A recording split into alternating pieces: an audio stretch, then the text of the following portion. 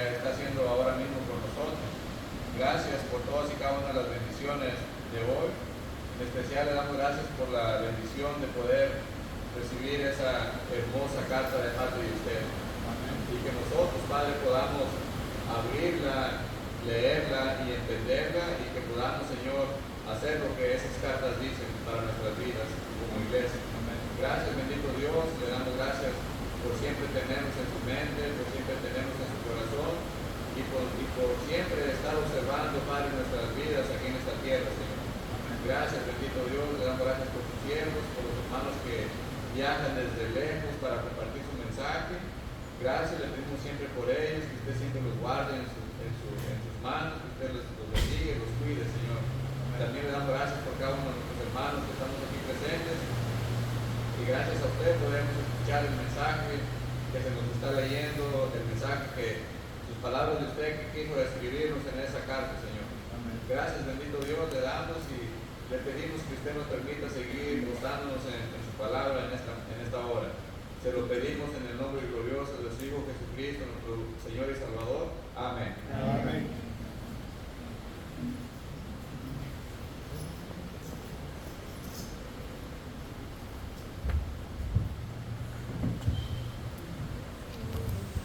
Si gustan ponerse en pie, mis hermanos, pueden hacer.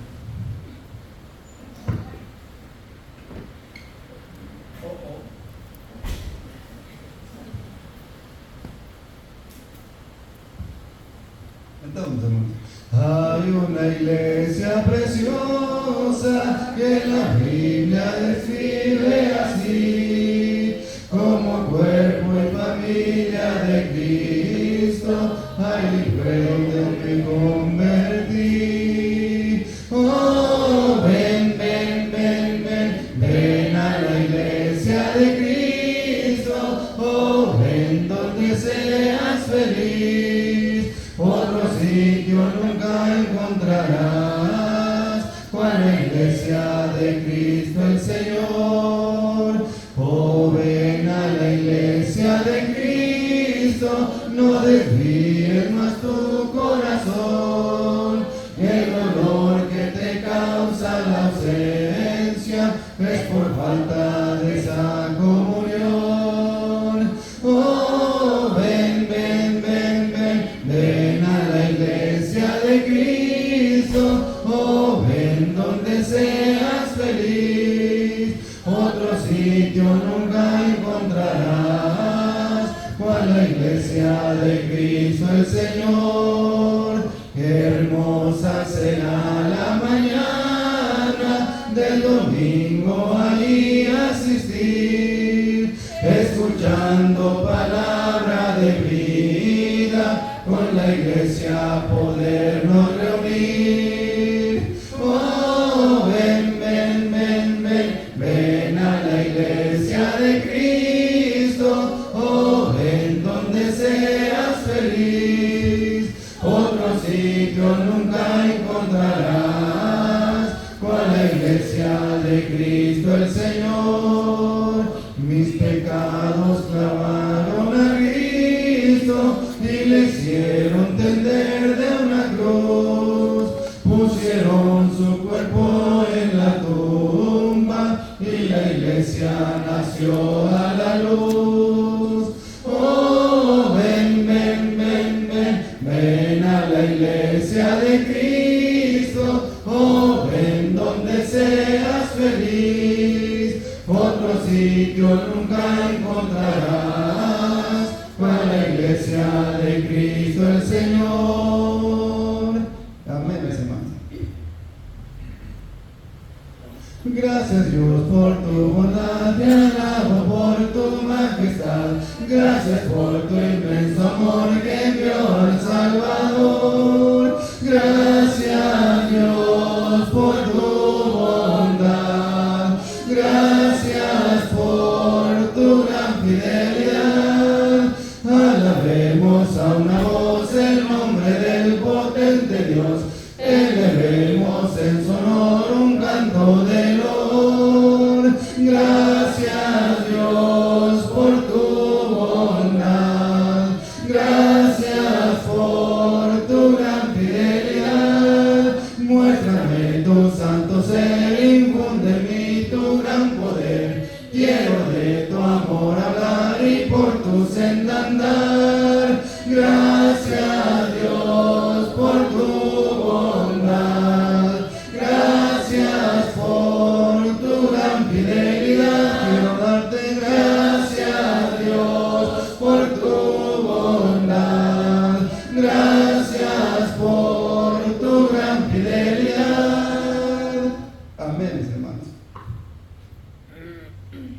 Cuando tú me llames yo iré, donde tú me guíes marcharé, llevaré tu nombre por doquier, hablaré de ti donde esté. Háblame Señor, guíame mi Dios, quiero ser testigo de tu amor. Hazme proclamar solo tu verdad, exaltar tu nombre al predicar. Cuando tú me llames yo iré, donde tú me guíes marcharé, llevaré tu nombre por doquier, hablaré de ti donde esté. Háblame Señor, guíame mi Dios, quiero ser testigo de tu amor. Hazme proclamar solo tu verdad, exaltar tu nombre al predicar. Háblame Señor, guíame mi Dios, quiero ser testigo de tu amor. Hazme proclamar solo tu verdad, exaltar tu nombre al predicar. Amén, mis hermanos. Pueden sentarse. Adelante, mi hermano.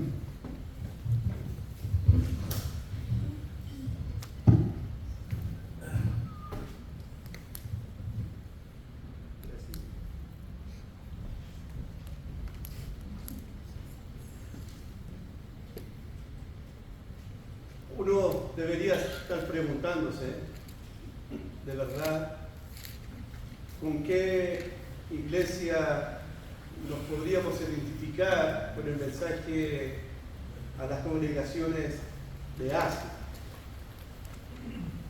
¿Qué nos podría decir Jesús a nosotros como congregación en el día de hoy? Uno tiene que preguntarse si Jesús tendrá una queja hacia nosotros como iglesia, o si Jesús tendrá solo palabras de elogio, de alabanza hacia nosotros. O cuando Jesús camina en medio de la congregación, el que tiene los ojos como llama de fuego, el que escudriña nuestras mentes y nuestros corazones, ¿qué es lo que ve Jesús en mí? ¿Qué es lo que ve Jesús en ti cuando Él nos escudriña nuestras mentes y nuestros corazones? Uno tiene que pensar en eso. Uno tiene que hacerse preguntas. La queja de Jesús hacia mi vida es porque perdí mi primer amor,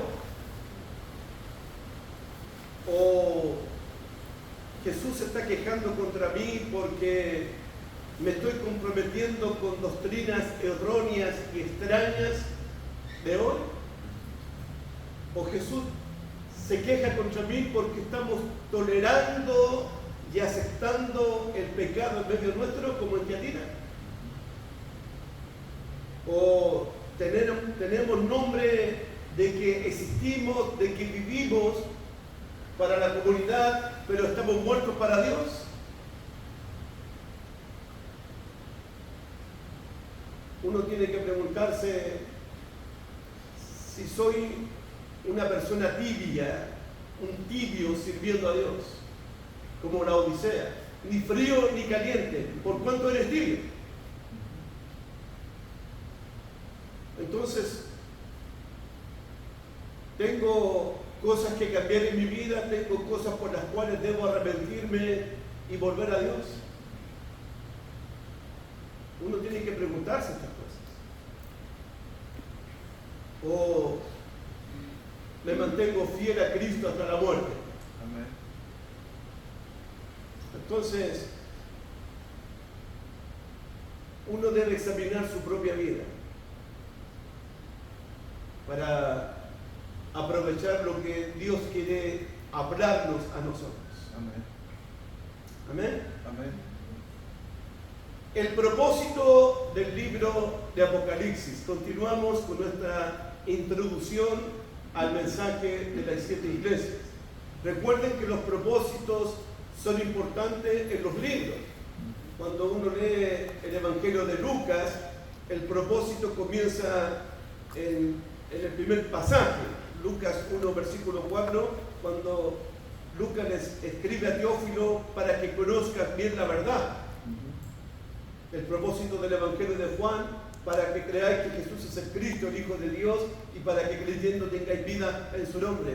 Los propósitos son importantes. ¿Por qué fue escrito el libro a las 7 iglesias de Asia? Entonces, Apocalipsis 7:14 dice lo siguiente. Apocalipsis 17:14.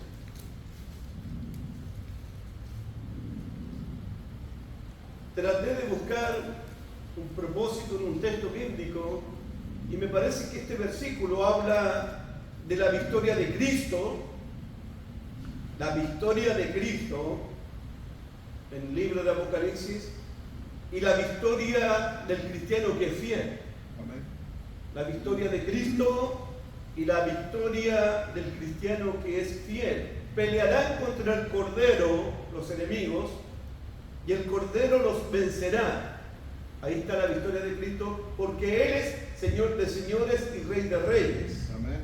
Y los que están con Él, con el Cordero, son llamados elegidos, fieles y son vencedores. Recuerden cómo terminan el mensaje de las 7 iglesias. El que venciere. Tenemos en Apocalipsis la victoria de Jesucristo y la victoria de los cristianos elegidos y fieles en el Señor. Amén. Amén. Amén. Como dijo una hermanita en el desayuno, ¿de qué se trata el Apocalipsis? Ganamos. La victoria de Cristo. Ganamos. Amén. La victoria es del cristiano fiel. Amén. Y cuando hablamos de victoria, vamos a explicar, el victorioso en Apocalipsis, ese es el que se arrepiente y vuelve al primer amor. Amén. Ese es el victorioso. El victorioso en Apocalipsis, ese es el que sufre, pero se mantiene fiel hasta la muerte. El victorioso en Apocalipsis es el que rechaza la doctrina de los nicolaitas y la doctrina de Balaam. No las acepta. El victorioso en Apocalipsis, el cristiano victorioso, el que no se deja seducir por la profetisa Jezabel y rechaza ese mensaje. El victorioso en Apocalipsis realmente es el que se arrepiente, el que vence el mal con el bien. Ese es el victorioso en Apocalipsis. El que deja de ser tibio en el servicio a Dios es el victorioso. Amén. Vamos a estudiar todo eso toda esta semana.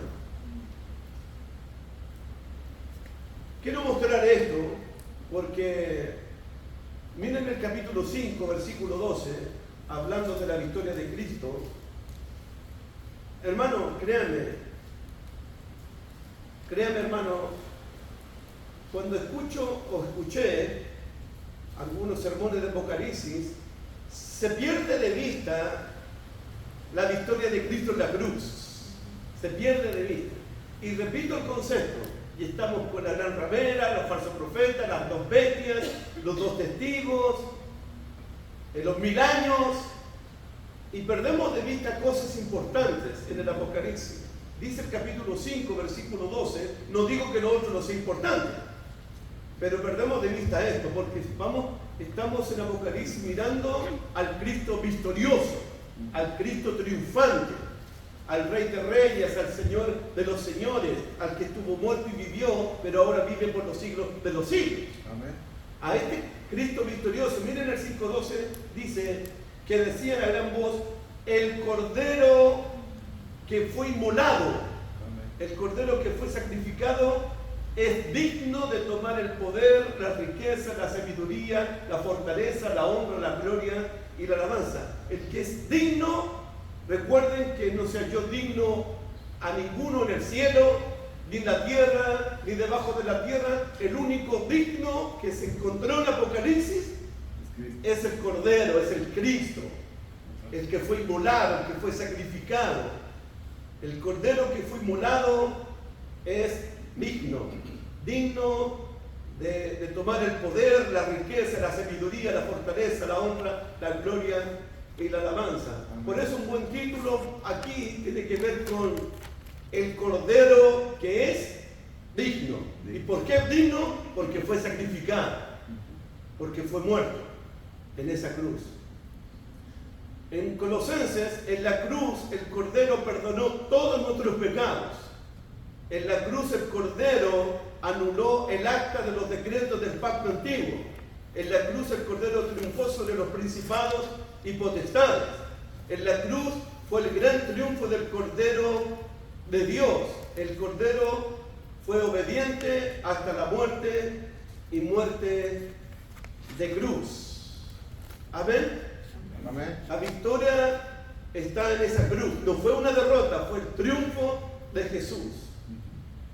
Miren la palabra en Colosenses 2:14, miren, por favor, para que subrayen esa palabra. Colosenses 2.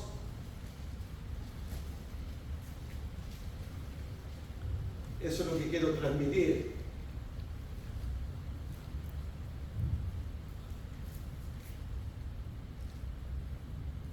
Versículos 14 y 15. Anulando el acta de los decretos que había contra nosotros, que nos era contraria, quitándola del medio, clavándola en la cruz y despojando a los principados y a las potestades, los exhibió públicamente, y aquí, triunfando sobre ellos en la cruz. Amén. El triunfo de nuestro Salvador, bendito Jesucristo, en esa cruz. Por eso la cruz es todo para nosotros. Por eso hacemos memoria de ese sacrificio cada primer día de la semana. Por eso predicamos el Evangelio todos los días. Porque en esa cruz está el gran triunfo de Cristo. Amén. En Apocalipsis 12, Apocalipsis 12,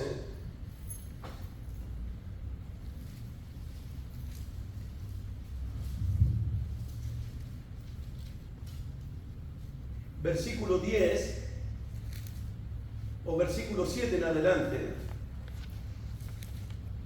Apocalipsis 12, versículo 7.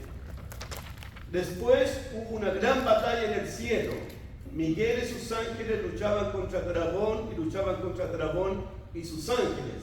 Pero no prevalecieron ni se halló lugar para ellos en el cielo. Y fue lanzado fuera el gran dragón, la serpiente antigua, que se llama Diablo y Satanás, el cual engaña al mundo entero, fue arrojado a la tierra y sus ángeles fueron arrojados con él. Entonces oí una gran voz en el cielo que decía: ahora ha venido la salvación, el poder, el reino de nuestro Dios y la autoridad de su Cristo, porque ha sido lanzado fuera el acusador de nuestros hermanos, el que los acusaba delante de nuestro Dios día y noche, y ellos le han vencido por medio de la sangre del Cordero y de la palabra del testimonio de ellos, y menospreciaron sus vidas hasta la muerte. El gran dragón, la serpiente antigua, que se llama Diablo y Satanás, quien nos acusaba de día y de noche, ya no tiene ningún poder sobre el pueblo de Dios. Amén. Porque fue vencido por la sangre del Cordero. ¿Qué poder tiene el diablo sobre tu vida? Ningún poder. Ningún poder tiene sobre tu vida, porque Él ha sido vencido por Jesucristo en la cruz. el único poder que Él podía tener sobre nosotros es el poder que nosotros podemos otorgarles a Él. Dejar que Él llene nuestro corazón con sus mentiras y con sus engaños. Pero Él fue vencido. En el capítulo 19 de Apocalipsis, versículos 11 al 13, observen esto sobre la cruz.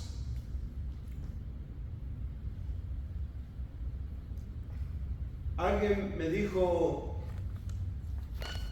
que celebramos la cena del Señor, hacemos memoria de Cristo hasta que Él venga. Y cuando Él venga, ya no vamos a tener recordatorio ni memoria del sacrificio de Jesús. Y miren este pasaje en el 19, 11 al 13. Entonces vi el cielo abierto y aquí un caballo blanco, y el que lo montaba se llamaba Fiel y Verdadero, con justicia juzga y pelea. Sus ojos eran como llamas de fuego y había en su cabeza muchas diademas, y tenía un nombre escrito que ninguno conocía. Y este rey estaba vestido de una ropa teñida de sangre, y su nombre es el Verbo de Dios. ¿Cómo estaba vestido? Teñido de sangre. Su sacrificio, su muerte, el cordero inmolado que es digno, lo vamos a ver teñido de sangre, porque por esa sangre hoy día nosotros hemos sido reconciliados con Dios y tenemos la vida eterna. Amén. Teñido de sangre, nuestro Señor, el Verbo de Dios. Amén. Amén. Eso también nos habla el Apocalipsis. Miremos el proyector. La victoria de Cristo en la tumba. La tumba prueba y testifica que Jesús murió. Lo enterraron, lo sepultaron. Y esa tumba testifica y es una prueba, es una evidencia de que realmente Jesús murió en esa cruz. ¿Ven? La tumba es una prueba y testifica que Jesús resucitó porque su cuerpo no fue encontrado. Entonces, cuando uno mira la tumba, ve que Jesús realmente murió, y cuando uno mira la tumba, ve que Jesucristo realmente resucitó entre los muertos. La tumba es una evidencia de la muerte y resurrección de Jesucristo. ¿Qué dice Apocalipsis 1, versículo 17? 1:17. Sobre este punto, cuando le vi, caí como muerto a sus pies, y él puso su diestra sobre mí, diciéndome: no temas, yo soy el primero y el último, el que vivo y estuve muerto, mas he aquí que vivo por los siglos de los siglos. Amén. Y tengo las llaves de la muerte y del Hades. Estuve muerto, fui sepultado, fui enterrado, pero ahora vivo.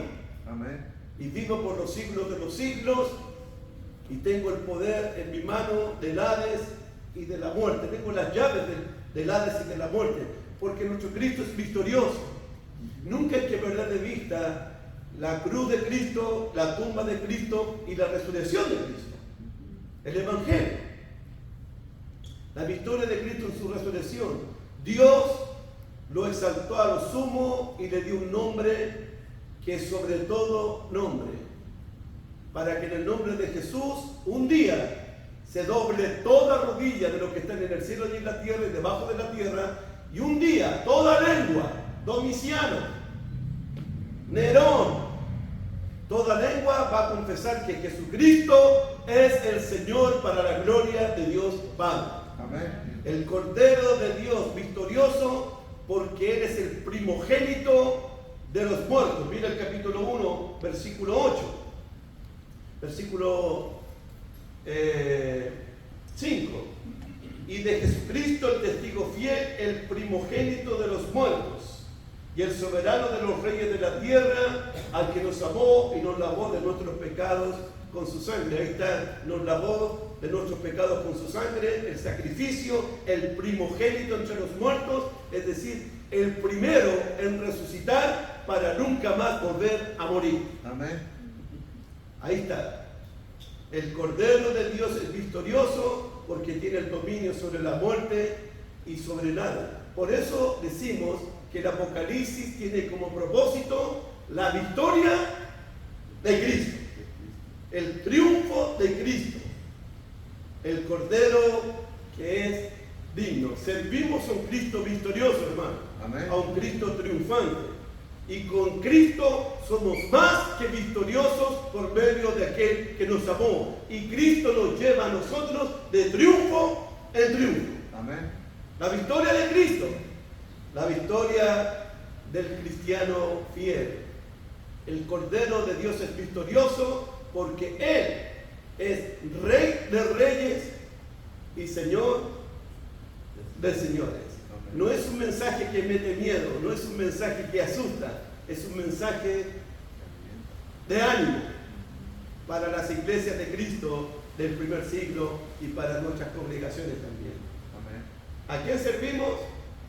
A un Cristo victorioso, un Cristo triunfante, un Cristo que murió en esa cruz, un Cristo que fue sepultado y hoy día podemos decir como el profeta Job, yo sé y usted sabe y sabemos que nuestro Redentor vive para siempre. Amén. Amén. Amén. Amén. La victoria de Jesús. Conclusión. Apocalipsis 11:15. Los reinos del mundo han venido a ser de nuestro Señor y de su Cristo, y Él reinará por los siglos de los siglos. El reinado de Cristo, la victoria de Cristo, el soberano de los reyes de la tierra. Todos los reinos han venido a ser de nuestro Señor y de su Cristo. Y termina, nuestro Cristo reinará por los siglos de los siglos, porque es victorioso. Amén.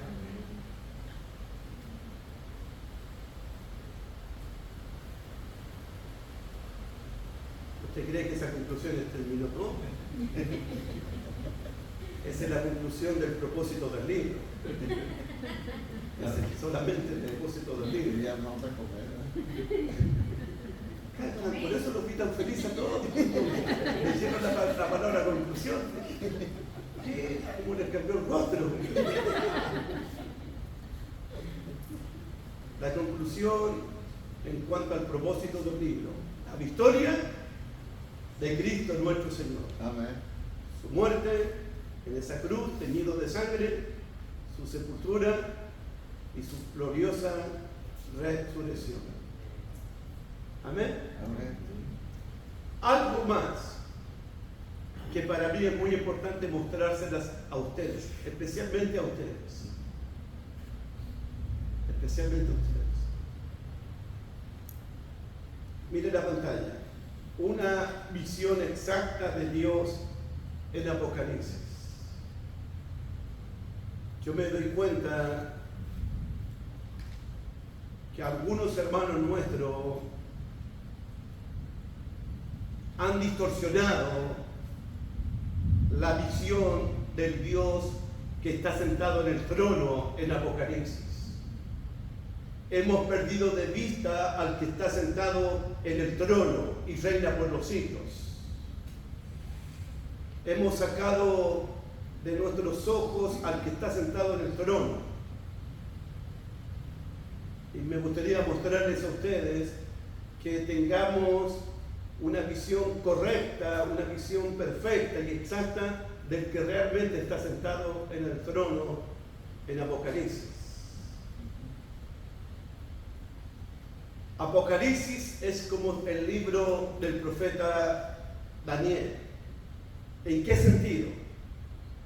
Vamos a Daniel capítulo 4, por favor. ¿En qué sentido?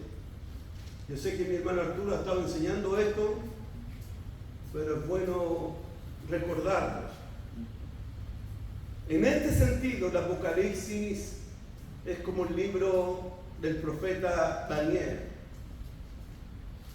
¿Quién realmente está gobernando en el reino de los hombres? ¿Quién realmente tiene la autoridad en el reino de los hombres? ¿Quién es realmente el supremo en el reino de los hombres? En el tiempo de Daniel, el que tenía toda autoridad, el que gobernaba, el que reinaba, era Nabucodonosor, el poderoso rey de Babilonia. Pero a través de sueños, a través de visiones, Dios mostró quién realmente es el que gobierna en el reino de los hombres. Dice el texto bíblico en el 4 de Daniel, versículo 17, y anoten esta frase, por favor: la sentencia es por decreto de los vigilantes y por dicho de los santos la resolución, para que conozcan los vivientes, para que conozcan los vivientes, para que conozcan todas las iglesias de Cristo, diría yo ahora, que el Altísimo es el que gobierna en el reino de los hombres. El Altísimo es quien le da el reino a quien Él quiere y constituye sobre Él al más bajo de los hombres. El Altísimo es el que coloca reyes y quita reyes, el que enriquece y empobrece, el que da la vida y quita la vida. El Altísimo Dios. Esa es la visión que voy a mostrarles, o que Juan nos muestra en el Apocalipsis, al que está sentado en el trono. Amén. Versículo 24. Daniel 4:24. Esta es la interpretación, oh rey, y la sentencia del Altísimo que ha venido sobre mi señor el rey. Vino una sentencia sobre Nabucodonosor y hubo una sentencia sobre Domiciano. La sentencia del Altísimo. Versículo 25. Nabucodonosor, que te echarán de entre los hombres, y con las bestias del campo será tu morada, y con la hierba del campo te apacentarán como los bueyes, y con el rocío del cielo serás bañado. Y 7 tiempos pasarán sobre ti, hasta que conozcas que el Altísimo tiene dominio en el reino de los hombres, y que lo da a quien quiere. Nabucodonosor debe reconocer que el Altísimo es el que gobierna en el reino de los hombres. No eres tú, Nabucodonosor. No es Nerón. No son los emperadores los que gobiernan. Es el Altísimo Dios. Versículo 32. Y de entre los hombres te arrojarán, y con las bestias del campo será tu habitación, y como a los bueyes te apacentarán, y 7 tiempos pasarán sobre ti, hasta que reconozcas que el Altísimo tiene poder, domina en el reino de los hombres y lo da a quien quiere. El mensaje es: el Altísimo es el que gobierna, pero tú tienes que reconocerlo, tú tienes que aceptar el dominio de Dios, la autoridad de Dios, la autoridad de Cristo, el reinado de Cristo. Hay un mensaje en Apocalipsis de reconocer al que está sentado en el trono y al que está sentado al lado del trono, que es el Cordero digno de Dios. Amén. Aceptar su autoridad, su poder, su señorío, su gobierno, su señorío. Aceptarlo a Él. Amén. Amén. Y Nabucodonosor fue convertido en una bestia, como en una bestia. Su corazón de hombre, corazón de animal. Dice él, esto lo dijo uno de los reyes más paganos de la historia, de Babilonia. Mira lo que dijo él. Son sus palabras.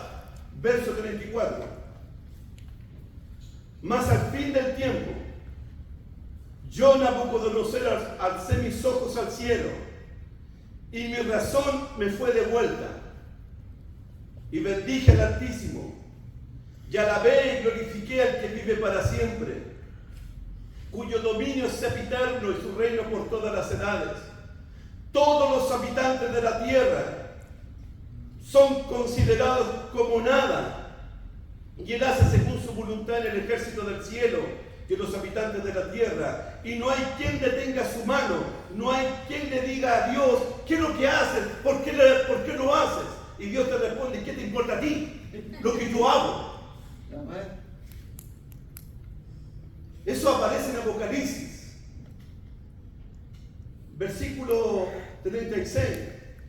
En el mismo tiempo mi razón me fue devuelta y la majestad de mi reino, mi dignidad y mi grandeza volvieron a mí. Y mis gobernadores y mis consejeros me buscaron. 37. Ahora yo, Nabucodonosor, alabo, engrandezco y glorifico al Rey de los cielos, porque todas sus obras son verdaderas, sus caminos justos, y él puede humillar a todo aquel que anda con soberbia. Amén. Imagínate la pelea entre Domiciano y el que está sentado en el trono. Pobre Domiciano. Amén. Amén. Uno tiene que pensar que el Altísimo es el que reina en el reino de los hombres. Amén. Apocalipsis surge de un conflicto. ¿Quién está sentado en el trono? ¿Domiciano o Jehová Dios está sentado en el trono? Todo el mundo estaba mirando a Domiciano. Así hacía o así. Domiciano que daba la vida y quitaba la vida. Apocalipsis surge de un conflicto. Los cristianos, ¿a quién están mirando? ¿Al emperador? ¿A esa bestia? ¿O están mirando al que está sentado en el trono y reina por los siglos? Juan escribe el Apocalipsis para mostrarle a los cristianos que están sufriendo, que están en tribulación, que están siendo muertos, que están siendo perseguidos, que cambien su mirada, que cambien su visión. No estén mirando al emperador, estén mirando al que está sentado en el trono, al Dios bendito, al Dios de los siglos, al Altísimo. Amén. Amén. Dios está en su trono. Miren el capítulo 4 de Apocalipsis. Anoten la palabra trono, por favor, en su estudio personal. Anoten esa palabra, por favor, porque quiero mostrarles lo que Juan le mostró a las 7 iglesias de Asia, al que está sentado en el trono. Capítulo 4. Después de esto miré, he aquí una puerta abierta en el cielo, y la primera voz que oí, como de trompeta hablando conmigo, dijo: sube acá y yo te mostraré las cosas que sucederán después de esta. ¿Se acuerdan? En la introducción, en la parte C. Al instante yo estaba en el Espíritu, he aquí un trono establecido en el cielo y en el trono uno sentado. Esta es mi idea en estos momentos. Te voy a mostrarte, Juan, al que está sentado en el trono. Te voy a mostrarte al que está sentado en el trono, porque las iglesias estaban mirando al emperador romano Domiciano. Pero yo te voy a mostrar al que está sentado en el trono para que veas cómo es él, sus características, su santidad, su poder. Al instante, en versículo 3, y el aspecto del que estaba sentado en el trono era semejante a piedras de jaspe de cornalina, y había alrededor del trono un arcoíris semejante en aspecto a la esmeralda, y alrededor del trono 24 ancianos, y vi sentados en los tronos a 24 ancianos vestidos de ropa blanca. Versículo 5, y del trono salían relámpagos. Versículo 6, y delante del trono. Versículo 8, y los 4 seres vivientes tenían cada uno 6 alas, y alrededor y por dentro estaban llenos de ojos, y no cesaban de decir de noche y de día: santo, santo es el Señor Dios Todopoderoso, el que era, el que es y el que ha de venir. 9, y siempre que aquellos seres vivientes daban gloria y honra y acción de gracia al que está sentado en el trono, al que vive por los siglos de los siglos. Y los 24 ancianos se postraron delante del que está sentado en el trono. Versículo 11, Señor, digno eres de recibir la gloria, al que está sentado en el trono. Santo, santo eres el Dios Todopoderoso. Amén. Eres el que ha de venir, el que es y el que es por los siglos. Todos están adorando al que está sentado en el trono. Le están dando gloria, le están dando honra al que vive para siempre. El que es digno de recibir la gloria, porque por él fueron creadas todas las cosas.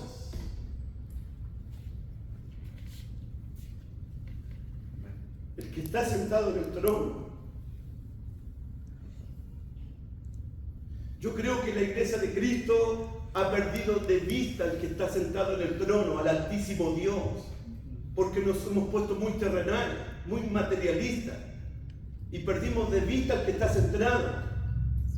No tenemos una visión exacta del que está sentado en el trono. Ellos lo adoran de día y de noche, y el que está sentado en el trono es el Santo de los Santos.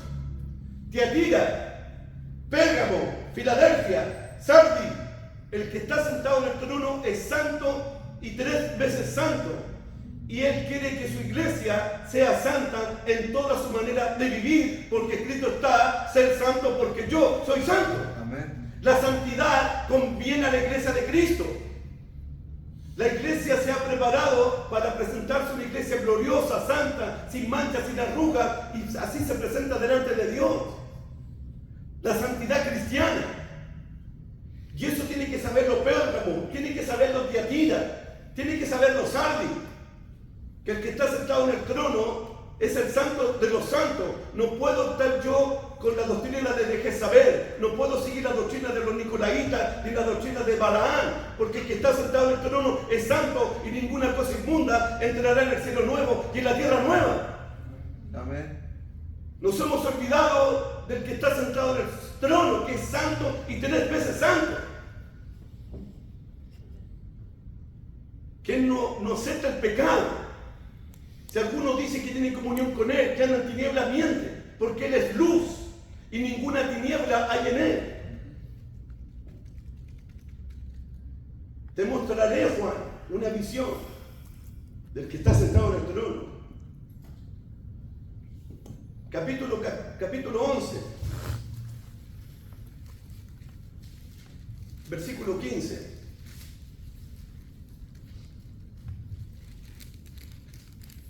El 7º ángel tocó la trompeta y hubo grandes voces en el cielo que decían: los reinos del mundo han venido a ser de nuestro Señor y de su Cristo, y Él reinará por los siglos de los siglos. Y los 24 ancianos que estaban sentados delante de Dios en su trono se postraron sobre sus rostros y adoraron a Dios, diciendo: te damos gracias, Señor, y Dios Todopoderoso, el que eres, el que era y el que ha de venir, porque has tomado tu gran poder y reinado. El Todopoderoso. Mañana Masaru va a explicar en el 1.8 el que es, el que era y el que ha de venir, el Todopoderoso. 8 veces aparece la idea, el Todopoderoso, el Todopoderoso, el Todopoderoso. El que está sentado en el reino, en el trono, no es solamente santo de los santos, sino que es el Dios Todopoderoso, el que todo lo puede. Amén. Capítulo 14, versos 6 y 7.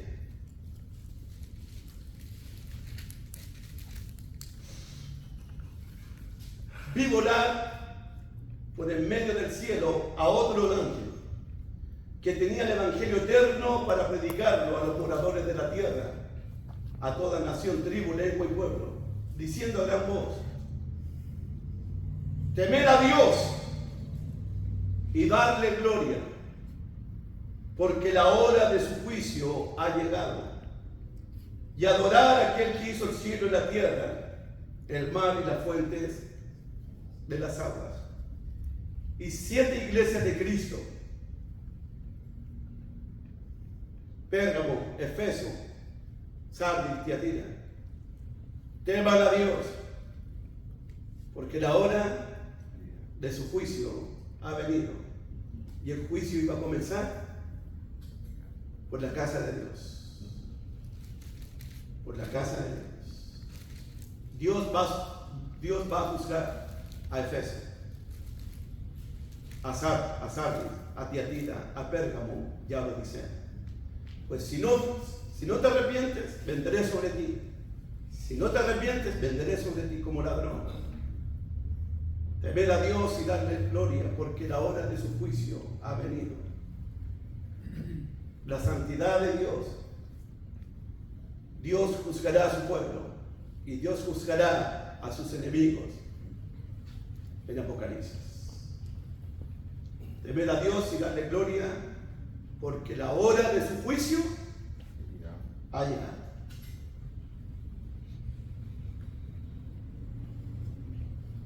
La hora del gran trono blanco, y el que está sentado en el gran trono blanco, donde todos vamos a estar de pie delante de él.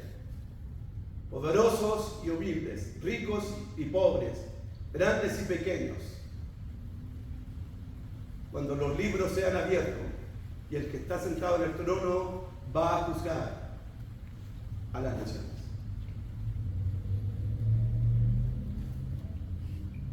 Capítulo 19, 4 al 6.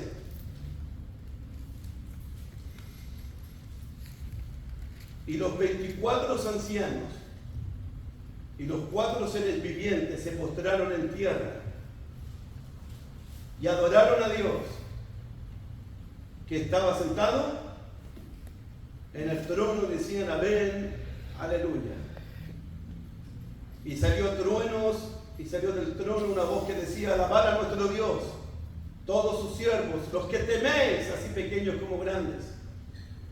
Y oí como la voz de una gran multitud, como el estruendo de muchas aguas, y como la voz de grandes truenos que decían, aleluya, porque el Señor nuestro Dios Todopoderoso reina. Amén. En Apocalipsis, el que está sentado en el trono es el verdadero rey. Amén. Es el verdadero juez y es el verdadero santo de los santos. Amén. El que está sentado en el trono. Y las iglesias de Cristo tienen que saber eso. Amén. Amén. Uno podría preguntarse esto, de verdad. ¿A quién estamos mirando nosotros como gobernantes de este mundo?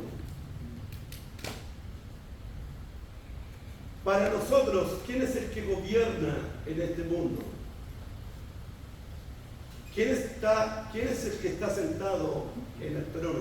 ¿A quién están mirando mis ojos? ¿En quién estoy poniendo mi esperanza y mi confianza? Para nosotros, ¿gobierna Nabucodonosor? Para nosotros, ¿está gobernando Domiciano, el emperador? ¿Maduro? ¿Putin? ¿Kim Jong o Trump? Uno tiene que pensar en esto, chiquillos. Porque el Apocalipsis nos está llamando a temerle al que está sentado en el trono, a adorar al que está sentado en el trono, al juez que está sentado en el trono, servir al que está sentado en el trono, servirle de día y de noche. ¿Saben por qué existe miedo y existe todo eso? Porque hemos perdido de vista quién está gobernando, quién está reinando, quién es el verdadero juez, quién es el verdadero Dios, quién es el verdadero Señor. Y es el que está sentado en el trono y el Cordero que está a su derecha. Si no es Maduro, no es Trump, no es Putin, no es Kim Jong. No. Es Jehová Dios. Amén. Él es el que reina en el reino de los hombres. Él es el que da vida y quita la vida. Pone reyes y quita reyes. Y Él puede aplastar a cualquiera que ande en soberbia delante de Él.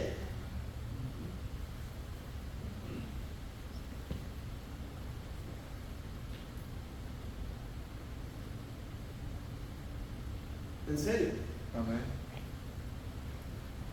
Las iglesias de Cristo de Apocalipsis, ¿a quién estaban mirando? A Domiciano. Se les muestra una visión. Miren al que está sentado en el trono. Miren al que reina. Él es el juez de la tierra. Temer a Dios y darle gloria, porque la hora de su juicio ha venido. Teman a Dios. Denle gloria a Dios. Adoren a Dios. Sirvan a Dios. Porque Jehová, como dice el 19:6, al final, aleluya, porque el Señor nuestro Dios Todopoderoso Reina. reina. Él es el que está reinando.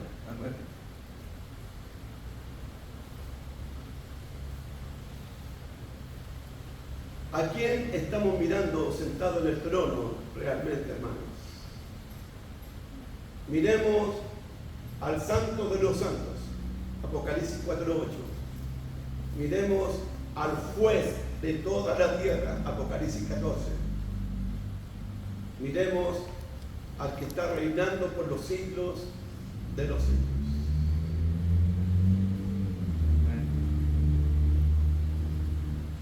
¿A quién estamos mirando sentado en el trono? ¿Quién está gobernando tu vida?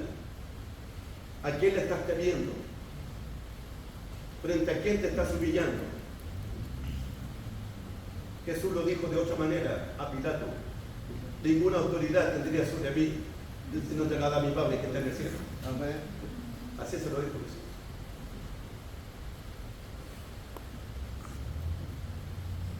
¿Por qué debemos estudiar el mensaje a las 7 iglesias de Asia? ¿Qué debemos estudiar este mensaje? Porque es el último mensaje del Dios Trino a su pueblo. Es la última revelación de Dios a su pueblo. Es la última carta de Dios a su pueblo. Es el último mensaje de Cristo a su pueblo. Porque también es un libro inspirado por Dios. Porque nos podemos identificar con la situación de las iglesias de Asia. Las iglesias de Asia estaban batallando con prácticas de inmoralidad que Dios aborrecía. ¿Nuestras iglesias están batallando con prácticas de inmoralidad hoy día? Por supuesto. Las iglesias de Asia estaban batallando con prácticas doctrinales que Dios aborrecía. Hay doctrina de Balaam hoy día, hay doctrina de los Nicolaitas hoy día, hay doctrina de Jezabel hoy día. Por supuesto.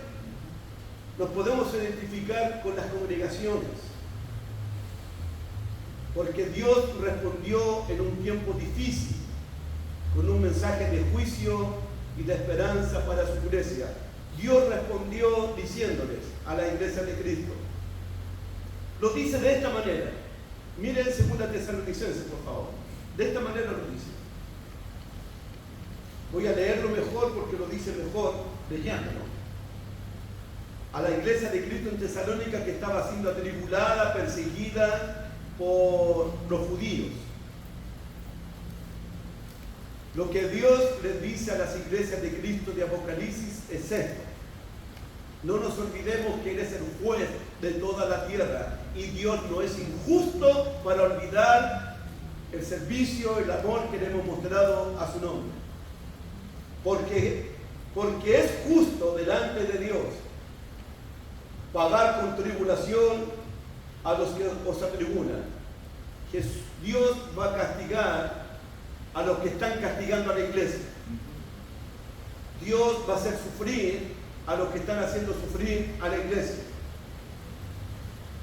Y eso Dios lo ve como justo. Versículo 7. Y a vosotros que sois atribulados, la iglesia que está siendo atribulada, daros reposo con nosotros cuando se manifieste el Señor Jesús desde el cielo con los ángeles de su poder en llama de fuego, para dar retribución a los que no conocieron a Dios ni obedecen al Evangelio de nuestro Señor Jesucristo, los cuales sufrirán pena de eterna perdición, excluidos de la presencia del Señor y de la gloria de su poder, cuando venga en aquel día, para ser glorificado en sus santos, para ser admirado en todos los que creyeron.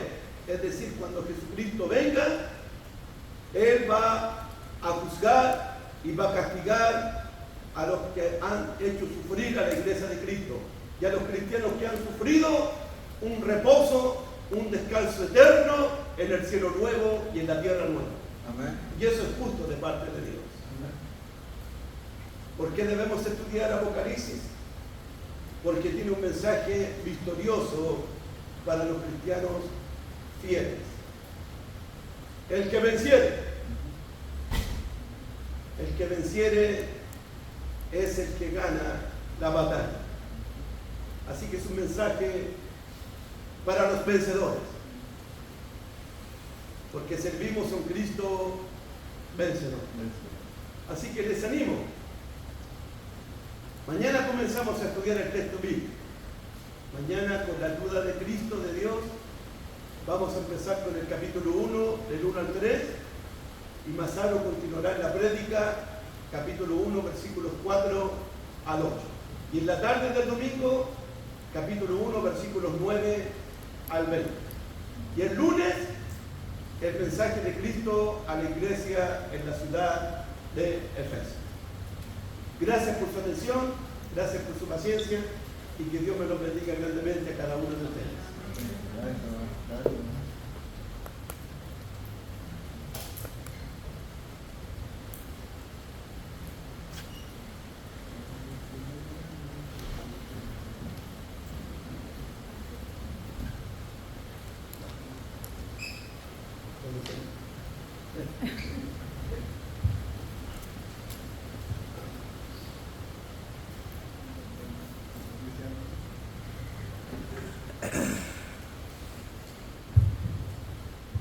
Por fe Jesús el Salvador te hace salvo el pecador, sin merecer tan rico don, recibe plena salvación. Oh, excelsa gracia del amor, ellos perdona al pecador, si presto está a confesar sus culpas y en Jesús confiar. No hay otro autor de salvación, pues Cristo obró la redención. La vida antigua ya pasó y todo nuevo se tornó. Aquí cual peregrino es, hogar con Dios tendrá después. Oh, excelsa gracia del amor, ellos perdona al pecador, si presto está a confesar sus culpas y en Jesús confiar. No hay otro autor de salvación, pues Cristo obró la redención. Aun cuando en nada tenga aquí, su gran herencia tiene sí, arriba en gloria con Jesús, quien le ha salvado por su cruz. Oh, excelsa gracia del amor, ellos perdona al pecador, si presto está a confesar sus culpas y en Jesús confiar. No hay otro autor de salvación, pues Cristo obró la redención. Amén, mis hermanos, pueden sentarse.